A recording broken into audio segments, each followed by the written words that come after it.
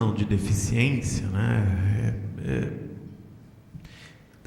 As instituições elas acabam fazendo, né? Então, pouco tempo atrás eu dei uma entrevista para algumas pessoas da Laramara, né? Aqui de São Paulo, deficiência visual, e que eles tinham um programa lá de formação para o trabalho que incluía uma orientação profissional, né? Incluía um programa, um propósito de orientação profissional. Essas experiências elas acabam ficando isoladas e não são muito compartilhadas, né?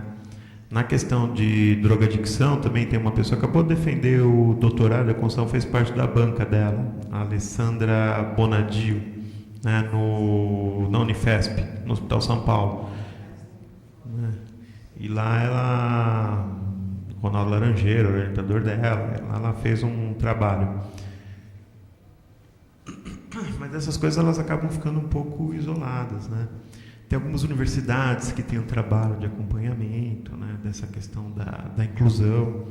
Eu no Mackenzie eu faço um pouco isso com os alunos, né, no vestibular e acompanho durante a inclusão, mas acabam sendo coisas que ficam limitadas, né, àquela experiência. Não tem nada sistematizado, um grande grupo estudando isso, né. Eu acho que tem um problema que é maior, que também é um desafio para a gente pensar. A gente tem conversado um pouco, o pouco interesse das pessoas em trabalhar com orientação profissional. Porque tem isso também, né? Você tem muito campo de trabalho e pouca gente para trabalhar. Então, em geral, nesses campos mais específicos, você vai ter um ou dois isolados. Isso é uma coisa que a gente tem que... Por que as pessoas não estão com interesse? O que acontece? Estão com uma visão um pouco distorcida do que é orientação, uma coisa, não sei, é uma coisa para pensar também, porque a gente vê decaindo aí o interesse. As pessoas que de verdade trabalham com isso são poucas.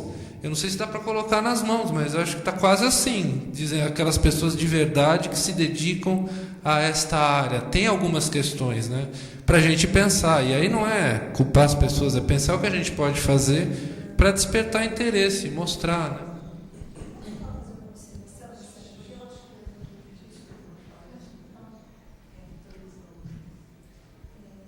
Pensando nisso que você está falando, na verdade as pessoas pensam em orientação profissional, né, ou pelo menos as pessoas que eu conheço, né, na aplicação de testes. Então, quando você fala de orientação profissional, ainda se limita a essa visão, né, de aplicação de testes. Eu não vejo uma maior complexidade, né, na atuação.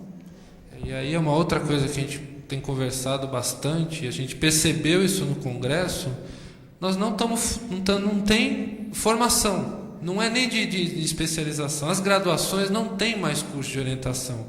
Então a pessoa acaba ficando com aquela ideia de senso comum que ela tinha, que acaba reforçando isso. E se a gente não tiver essas disciplinas nos cursos de graduação, vai chegar cada vez menos pessoas para a especialização. Você não tem professor, então a especialização acaba formando para o mercado, mas não para a universidade.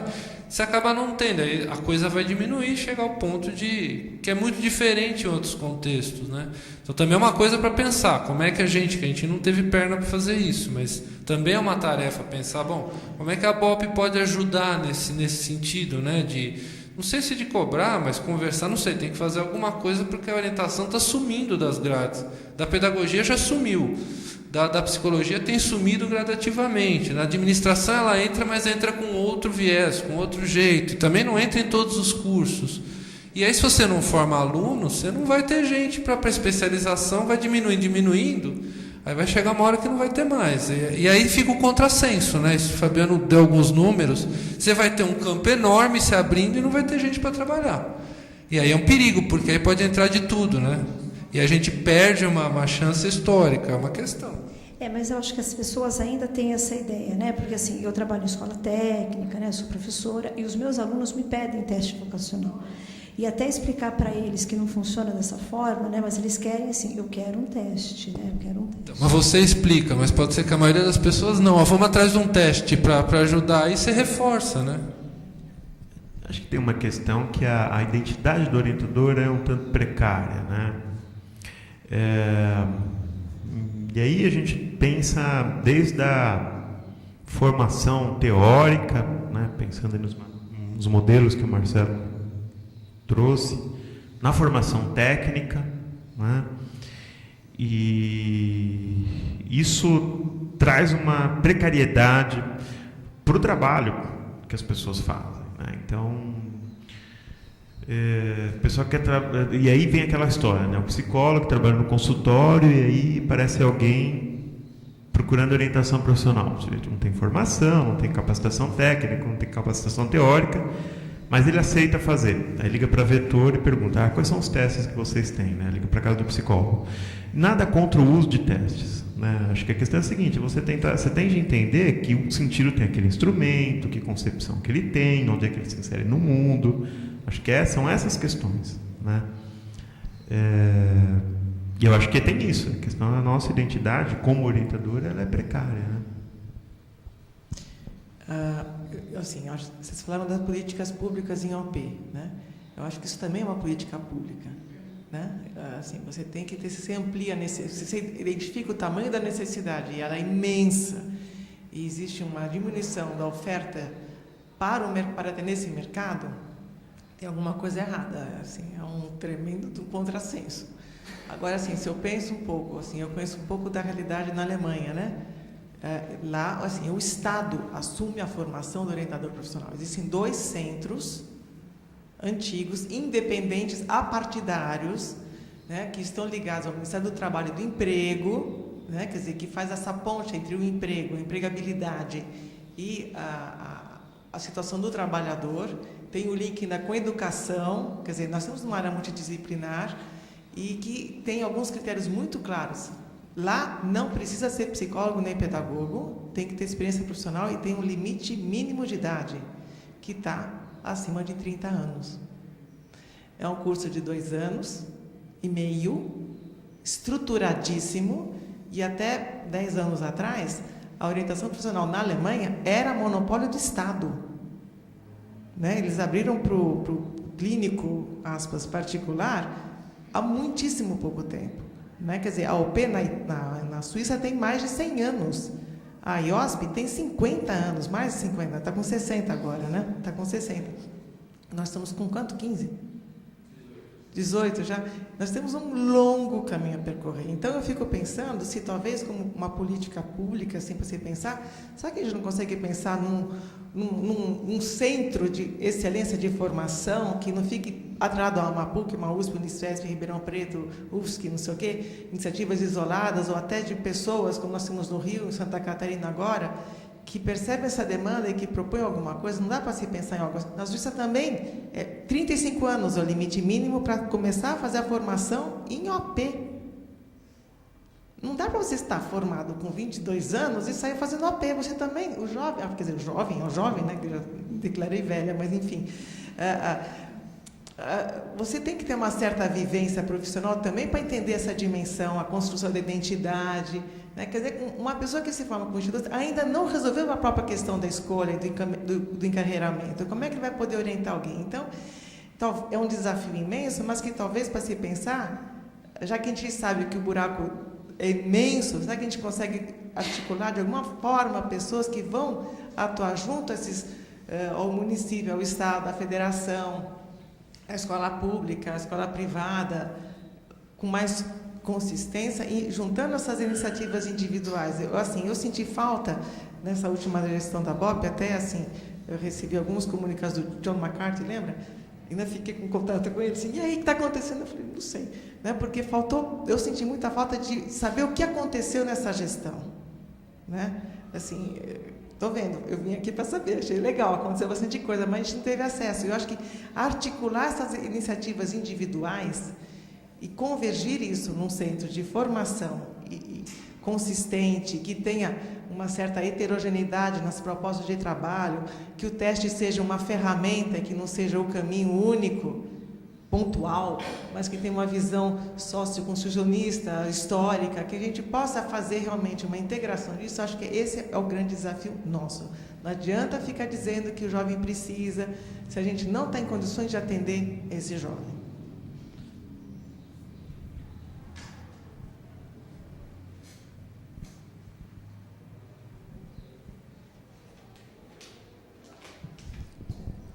Mais perguntas? Mais alguém? Obrigada, Juliana.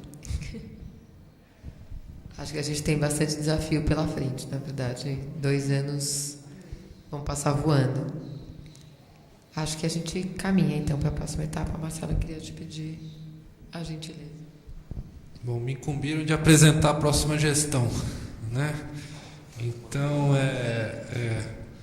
você já fica, Cecília. Bom, eu devo entender que esse é meu último ato como presidente, é isso? Que a gente não sabe exatamente quando é a passagem, né? Esse negócio tem uma defasagem entre o Congresso e o último dia, mas ainda vai demorar. Eu sei que ainda vai demorar um pouco para eu sair da presidência, que tem coisas a resolver, né? Coisas contábeis, coisas... Bom, então eu queria apresentar a nova gestão, a presidente, doutora Maria da Conceição Coropus Uvaldo, que é mestre e doutora em Psicologia Social e do Trabalho pela USP, psicóloga do Serviço de Orientação Profissional da USP, pesquisadora e professora da área de Orientação Profissional e de Carreira. A vice-presidente, professora doutora Luciana Valori, que é mestre e doutora pela USP, professora associada do Departamento de Psicologia da Universidade Federal do Paraná e diretora do Centro de Estudos em Psicologia e Educação da mesma universidade.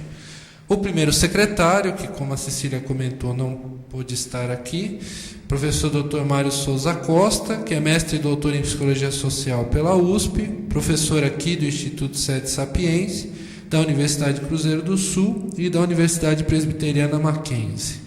Segundo secretário, Nelson Fender, pedagogo, com larga experiência em organizações e consultorias, sócio da Vocari, onde realiza orientação profissional e coaching. Primeira tesoureira, professora Cecília Varte, psicóloga e mestre em Psicologia Social pela USP, pesquisadora do Labor da USP, professora do curso de IOP aqui do SEDES e orientadora profissional do Colégio Oswald de Andrade. E a segunda tesoureira, Aparecida Martins, psicóloga, especialista em IOP pela USP, professora aqui do curso de IOP do Instituto Sede Sapiente, pesquisadora do Labor e orientadora profissional da Escola Vesper. Então, passo a palavra à nova gestão e eu vou sentar ali no cantinho. Só para sua informação, a sua gestão termina daqui a 2 anos, tá bom? E isso não é uma brincadeira, é uma realidade, porque eles falaram aqui de uma forma um pouco conclusiva, como se a atuação deles na BOP estivesse terminando, mas não vai terminar. Nem a deles, nem da antiga gestão. A ideia é uma continuidade em que a gente possa, de alguma forma, ter um grupo não só de 6 diretores, mas de 11, porque a nossa ideia é que todos nós continuemos desenvolvendo as atividades, trabalhando, porque a BOP dá muito trabalho. E eu diria para vocês um trabalho cotidiano e também um trabalho que, até porque algumas bases foram instituídas de uma forma mais sólida, como vocês puderam ver, vai demandar não só da diretoria, mas de todos os orientadores, acho que uma atuação mais presente e mais contínua, para que a gente consiga avançar de fato no trabalho de orientação profissional. A ideia da constituição dessa nova gestão, ela já tem em si algumas mudanças, ou algumas tentativas, né, de transformar um pouco o campo da orientação profissional. Então, na verdade, na própria constituição da diretoria, a gente tem pessoas, como sempre, do mundo acadêmico, e isso é importante, até porque vocês viram que participar das instituições e das associações, em geral, né, você está falando do mundo acadêmico e quem faz parte dessas associações estão, em geral, relacionadas com a universidade, mas também nós queremos, a partir, e já tentamos na outra gestão, um maior diálogo com outras áreas dentro da orientação profissional e, para ser mais concreta, com os orientadores profissionais. A BOP está tentando, digamos assim, nas últimas gestões, deixar de ser uma associação de acadêmicos para se tornar uma associação de profissionais.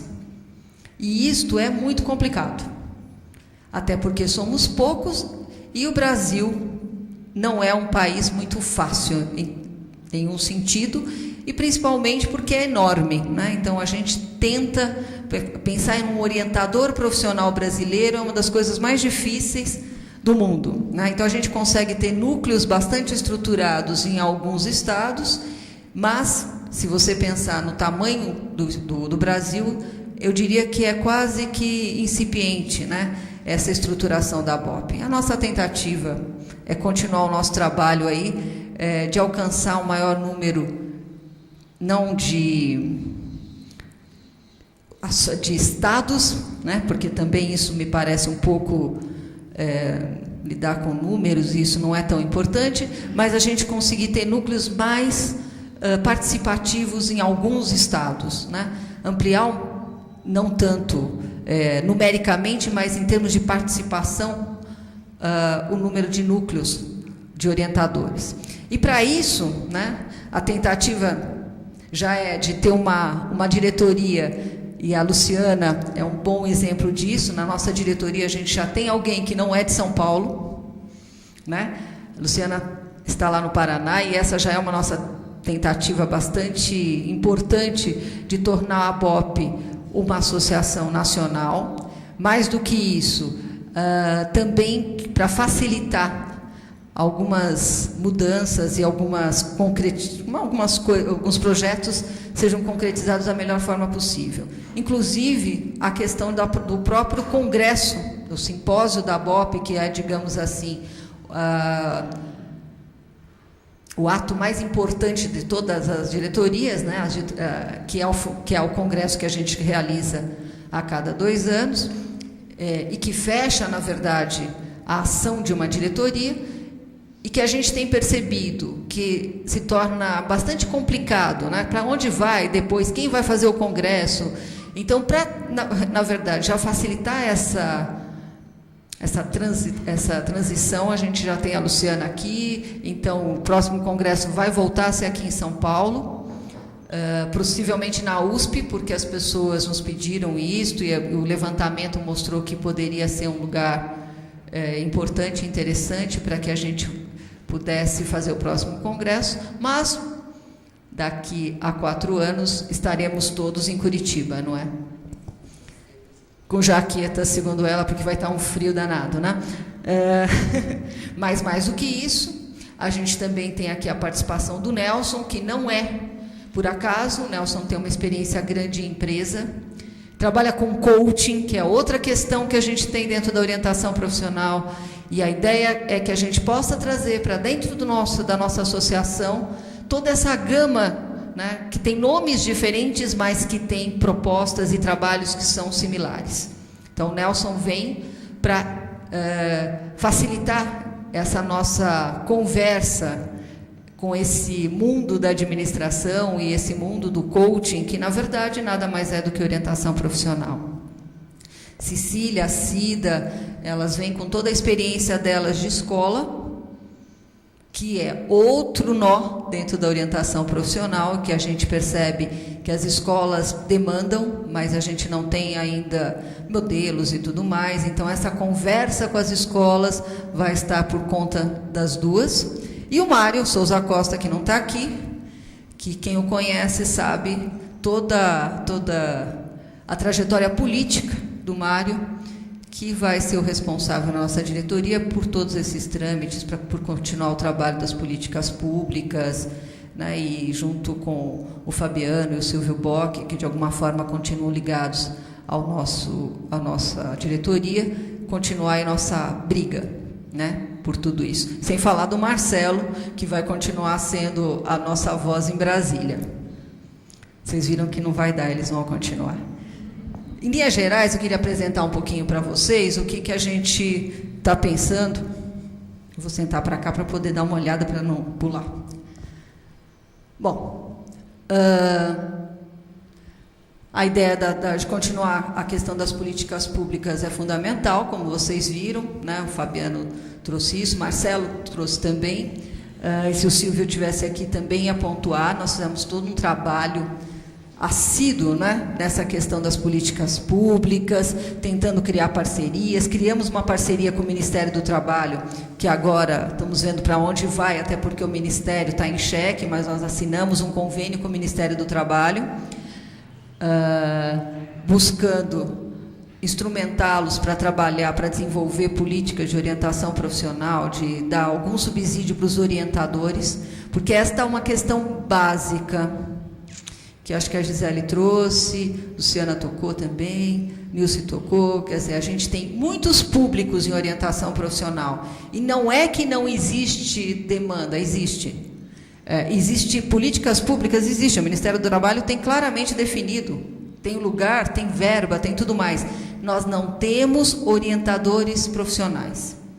E esse diagnóstico, quando a gente fez na nossa gestão, deixou a gente muito deprimido, principalmente eu e Marcelo. Ficamos aí extremamente deprimidos. Por quê? Porque a gente briga, e quando na hora do vamos ver, a gente não tem mesmo. Não tem orientadores profissionais. Por quê? A gente pode levantar uma série de hipóteses, ideias e tudo mais para dizer. Mas o que me chama demais a atenção é que não tem área no Brasil que cresça mais do que da orientação profissional, no sentido de demanda de trabalho, mas, de alguma forma, também é a área que tem sumido com mais rapidez dos currículos das escolas, como o Marcelo apontou. Quer dizer, alguma coisa existe, ou esses orientadores, coordenadores de escola, não têm a menor noção do que acontece no mercado, o que é uma boa hipótese, e a gente tentou conversar, e temos conversado bastante com o pessoal da Abrape, né, para tentar pensar o que está acontecendo aí no ensino de psicologia, que a orientação está saindo, e já saiu há muito tempo da pedagogia. E saiu da pedagogia, e eu posso dizer para vocês que eu pesquisei isso, eu posso afirmar para vocês que sumiu da pedagogia por falta de modelos aplicáveis pelos orientadores em termos de orientação profissional. O que eles dizem é o seguinte: no Brasil a gente só tem modelos para psicólogos. Como é que eu vou dar aula de orientação profissional para um pedagogo se os modelos que existem são para psicólogos? Então, eu acho que temos um bom trabalho a ser feito, né? Tanto na academia, para desenvolver novos modelos, e aí acho que é importante essa interlocução ABOP-academia, mas também, né, trazer os professores, trazer os pedagogos para dentro da nossa associação, para a partir daí a gente poder ampliar, né, a nossa base. Bom, a participação efetiva nos diversos órgãos, como o Fabiano trouxe, né? A garantia também a participação expressiva dos orientadores brasileiros, né? Nos congressos tanto internacionais quanto brasileiros. O ano que vem nós temos já a segunda mostra de psicologia, em que o Conselho vai estar organizando para comemorar os 50 anos de psicologia, e é importante que a ABOP esteja lá e seja participativa, e nós vamos fazer o possível para que a gente realmente tenha um espaço bastante grande lá no IMB, imagina. Esperamos que a gente consiga ser associação também com mais expressividade na mostra. Bom, a revista da ABOP, ela vai continuar com o nosso apoio, cada vez maior, porque ela é o orgulho da ABOP, né? E aí eu queria fazer um agradecimento público à nossa editora, né? A Luci Leal Melo Silva, que é uma batalhadora incansável pela nossa revista, que cada vez está melhor, né? Que há pouco mais de um mês conseguiu ser indexada na Scopus, o que é fantástico em termos de revista. Nós temos pouquíssimas revistas brasileiras com esse tipo de indexação. Parabéns a Luci e a equipe, e logicamente a nossa revista vai ser um dos nossos focos primordiais. E, mais do que isso, né, a nossa tentativa também é que as pessoas leiam mais a revista da ABOP, que está se tornando cada vez mais uma revista internacional, com vários artigos, principalmente de Portugal, de língua portuguesa, se tornando realmente o que eu brinco com a Lucia, uma revista luso-brasileira. Outra coisa que a gente precisa cuidar, e eu acho que a Gisele trouxe com bastante clareza, um pouco mesmo a divulgação da área, né, do que está sendo feito, cuidar melhor disto, né? Não é fácil, porque não é só uma questão técnica, acontecem coisas o tempo todo e a gente precisa melhorar muito os instrumentos da BOP para que a gente possa trazer informações de qualidade para o nosso, não só para os nossos associados, mas para as pessoas que de alguma forma se interessam pela área. A gente precisa fazer isso, inclusive, para aumentar o número de orientadores. O nosso foco, né, e além de tudo isso que a gente dá, continuar as políticas públicas, o nosso foco é basicamente o aumento do número de orientadores, que é diferente do aumento do número de associados da BOP. Isso é secundário, eu diria que é consequência, mas o fundamental é a gente aumentar o número de orientadores. E essa identidade, Fabiano trouxe com uma clareza muito grande, é uma das identidades mais complicadas, porque dificilmente alguém se diz orientador profissional. É muito comum a pessoa falar que é psicólogo e faz orientação profissional. Faz isso, aquilo e orientação profissional. Orientação profissional é quase uma atividade, ela não é uma identidade. Se tornar uma identidade é uma coisa bastante complexa. E acho que essa talvez seja uma briga de anos, né, para que a gente possa, de fato, ter uma identidade de orientador. Quem sabe um dia a gente tem uma formação de graduação de orientação profissional, que é o meu sonho de consumo, tenho que dizer para vocês. Não acho que orientação é psicologia, não acho que é pedagogia, não acho que é sociais, eu acho que é uma mistura de tudo isso e é uma formação muito específica. Então, não é só aumentar o número de orientadores, mas aumentar o número de orientadores com uma formação de qualidade, o que é bastante difícil, né? Bom, e aí a gente tem uma questão muito interessante, que é um dos focos que eu acho que eu apresentei para vocês, que é a questão das escolas. As escolas, por uma série de motivos, têm sido chamadas a ter projetos de orientação profissional. E eu diria que talvez seja o nosso melhor comprador de serviços, sejam as escolas. Mas, de alguma forma, também a gente não está chegando nessas escolas, sejam elas públicas ou privadas, né? No último congresso, a nossa avaliação no nosso GT de educação mostrou claramente uma dificuldade da entrada na escola.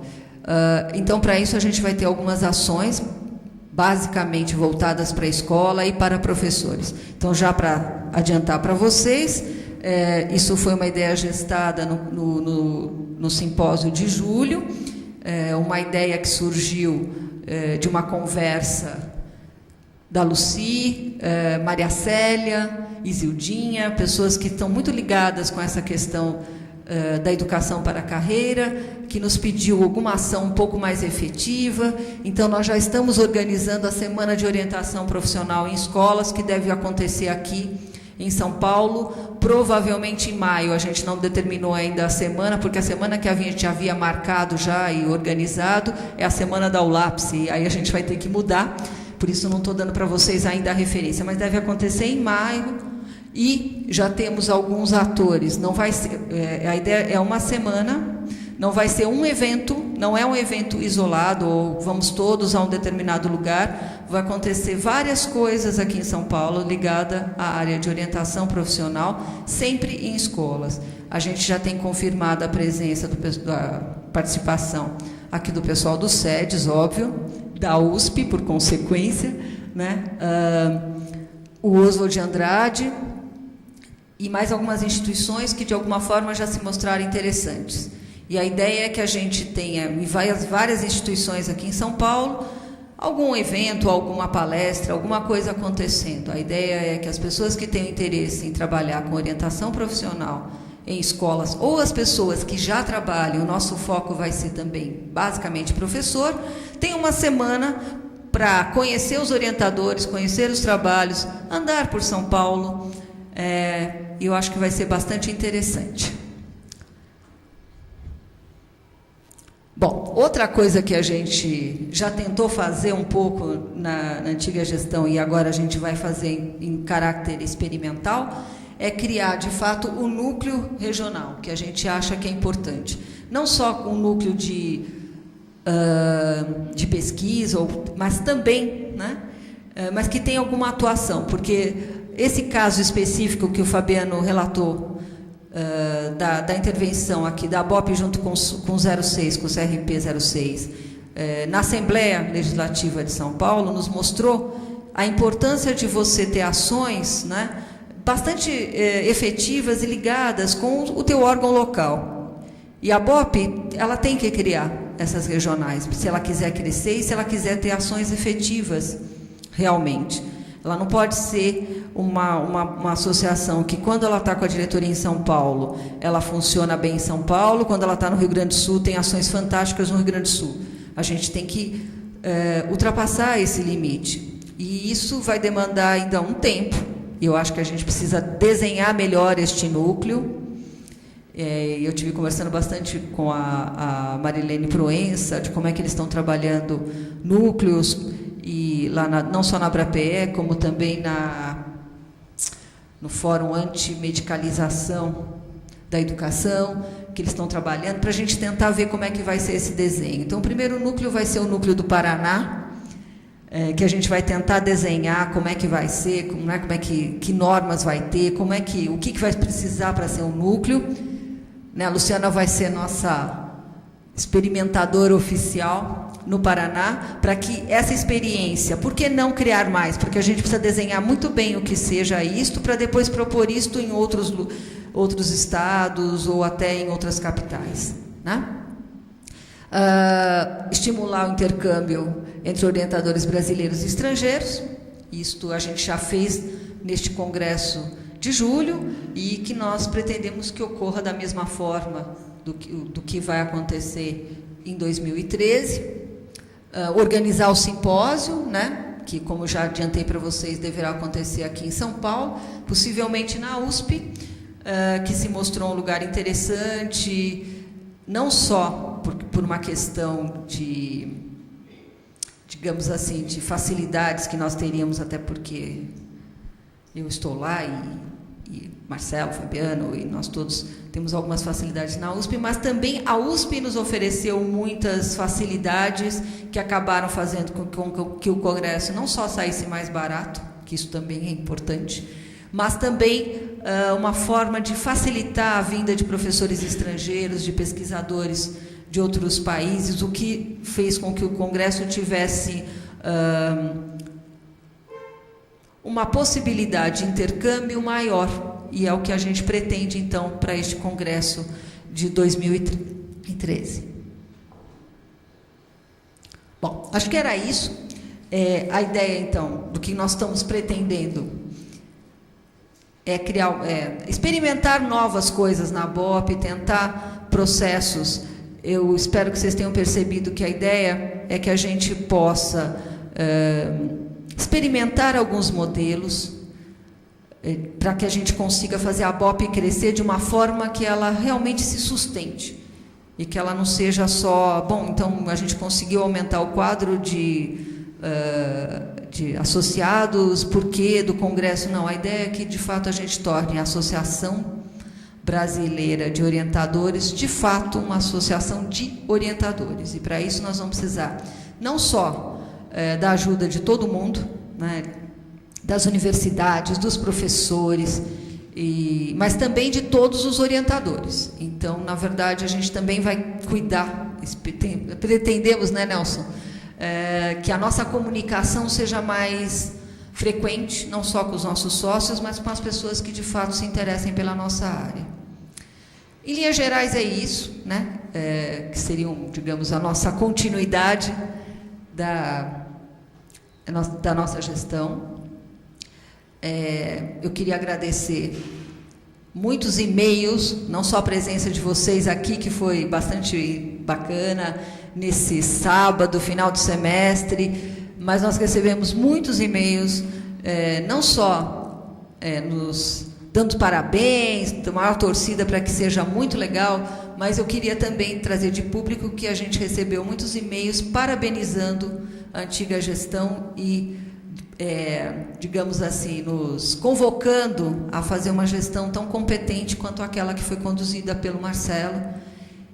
que sem dúvida foi bastante efetiva, importante, e acho que marca uma mudança na orientação profissional brasileira. Acho que é isso. Alguém quer complementar? Bom, gente, então mãos à obra. Eu queria saber se vocês têm alguma pergunta, querem saber mais alguma coisa. Tomem cuidado com o que me perguntarem, porque eu vou cobrar e vocês vão participar, né? Fala, Gisele.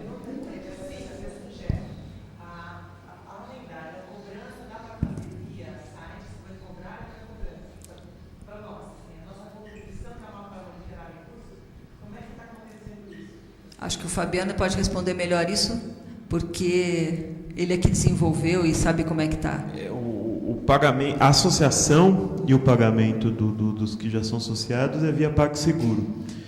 Então, PagSeguro, que é o sistema da UOL, aí acho que a gestão que vai assumir vai definir o valor, mas a anuidade está R$150. Então, se acessar o PagSeguro, e a anuidade vale pro ano, né? Então,